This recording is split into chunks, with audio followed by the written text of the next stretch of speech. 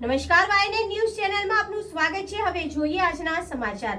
Gujarat engine transmission corporation limited દ્વારા આજે વિશ્વ ઉર્જા સંરક્ષણ દિવસ 14 ડિસેમ્બર નિમિત્તે ઉર્જા બચાવવાનું લોકોમાં અવેરનેસ આવે તે ભાગરૂપે તેઓએ રેલીનું આયોજન કરી ઉર્જા બચત કરવા લોકોને માહિતગાર કર્યા।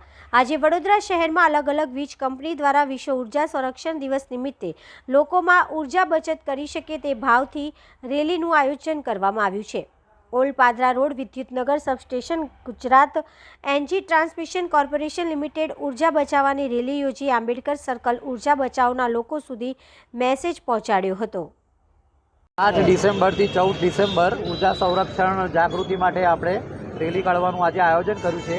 કોતરી પ્રવાહન વિભાગ તરફથી આપણે વિદ્યુતનગર યોગ સર્કલથી વડી કચેરી સુધી પબ્લિકમાં ઉર્જાનું અવેરનેસ થાય એના અનુસંધાનમાં આપણે રેલીનું આયોજન કર્યું છે। રેલીનો મેઇન ઉદ્દેશ એ છે કે ભાઈ ઉર્જાને આપણે વ્યય નહીં કરવાની, ઉર્જાનું બચત કરવાનું, કાર્બનની ફૂટપ્રિન્ટ ઘટાડવાની, જે અત્યારે ગ્લોબલ વોર્મિંગમાંથી આપણે જે અસર આપણે જોઈ રહ્યા છીએ એ અસરને ઓછી કરવા માટે આપણે ઉર્જાના જે પણ BEE સ્ટાર રેટિંગવાળા ઉપકરણો છે એને વાપરવાના છે અને એનો યોગ્ય અમલ કરવાનો છે। ઉર્જાનો વ્યય કરવાનો નથી અને ગ્રીન એનર્જીને પ્રોત્સાહન મળે એના રેફરન્સમાં પબ્લિકમાં અવેરનેસ જાગૃતિ ફેલાય એના રેફરન્સમાં રેલીનું અમે આયોજન કરેલું છે।